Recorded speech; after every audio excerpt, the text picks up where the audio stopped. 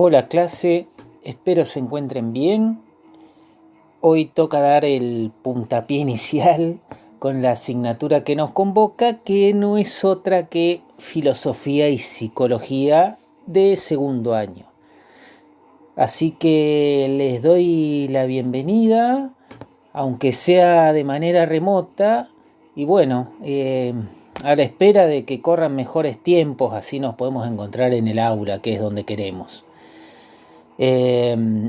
Bueno, les decía que se trata de dar el puntapié inicial, y así que la idea sería presentar nuestra materia. Seguramente ya hayan escuchado alguna que otra vez hablar de los nombres de filosofía y psicología. Probablemente más de la segunda hayan escuchado, es decir, de psicología, porque es una ciencia con una fama que no para de crecer. Pero esto no siempre fue así. Hasta hace poco la psicología no existía ni como ciencia. Y en cambio, cuando se pensaba en la ciencia, así como en la ciencia con mayúscula, había que hablar de filosofía. Ahora, noten que nuestra materia las menciona a las dos, es decir, se llama filosofía y psicología.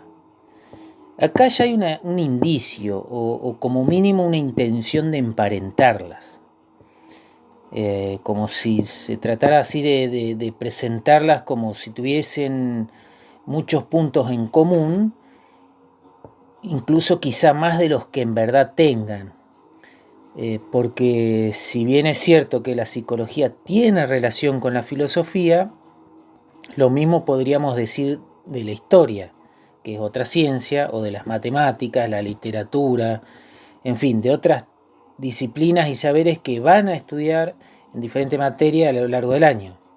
Así que poner la filosofía junto con la psicología es tan válido como ponerla junto con la historia, con la matemática, con la lingüística o con cualquier otro saber en la busca de relaciones y dependencias.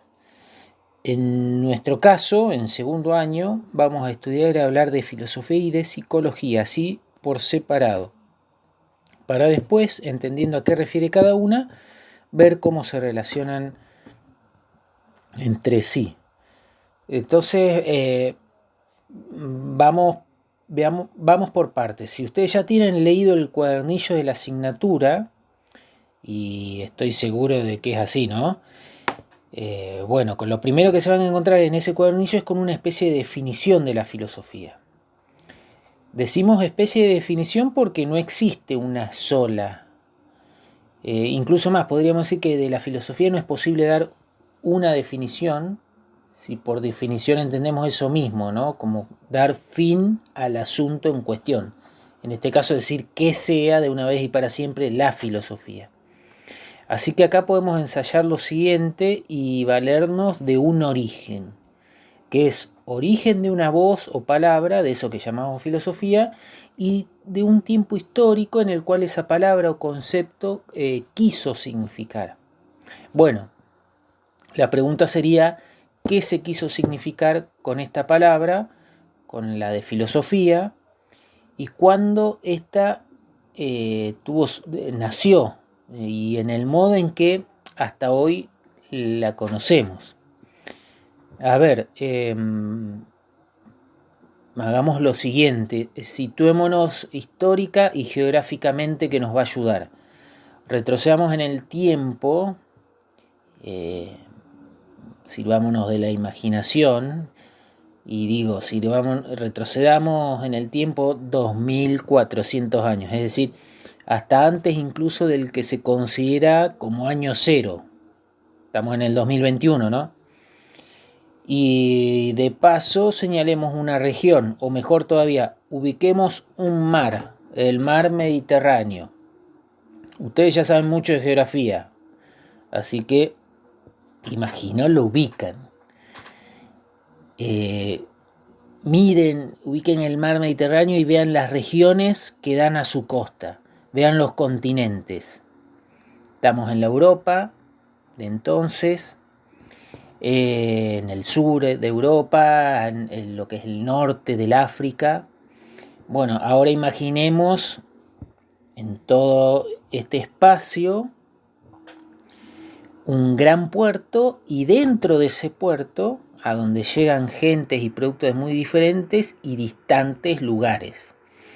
Bueno, imaginen el intercambio que ahí se produce. Es extraordinario, porque la gente no solo intercambia productos, sino también, al comunicarse y provenir de regiones tan distantes entre sí, hablan y comparten su cultura.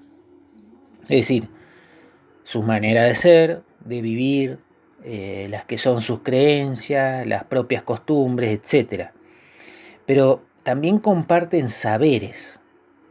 Bueno, lo que se suele decir es que la filosofía nace en ese ámbito, que acabamos de situar en algún puerto imaginario y en una región precisa, la de Grecia de entonces.